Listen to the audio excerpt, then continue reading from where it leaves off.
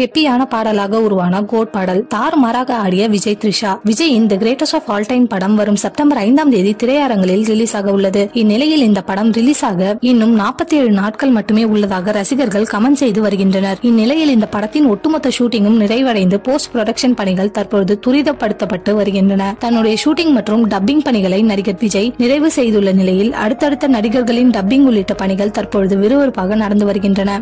Code படத்தின் இறுதிக்கட்ட shooting சென்னையில் கடந்த சில தினங்களுக்கு முன்பு நடத்தி முடிக்கப்பட்டுள்ளது. இதில் நடிகர் விஜய், பிரபுதேவா உள்ளிட்டவர்கள் இணைந்து நடித்ததாக தகவல்கள் வெளியாகின. இந்த படத்திற்கு இசையமைப்பாளர் யுவன் சங்கர் ராஜா இசையமைத்துள்ளார். நீண்ட காலங்களுக்கு பிறகு விஜயுடன் அவர் கோட் படம் மூலம் இணைந்துள்ளார். யுவன் இசையில் கோட் படத்தின் அடுத்தடுத்த 2 பாடல்கள் விசில் போடு மற்றும் சின்ன சின்ன கண்கள் வெளியாகி ரசிகர்களை கவர்ந்துள்ளன. இந்த 2 பாடல்களையும் நடிகர் விஜய் பாடியுள்ளார். குறிப்பாக மெலடியாக வெளியான 2வது பாடலில் மறைந்த பாடகி பவதாரணி வாய்ஸுடன் AI தொழில்நுட்பத்தின் உதவியுடன் நடிகர் விஜய் இணைந்து பாடியுள்ளார்.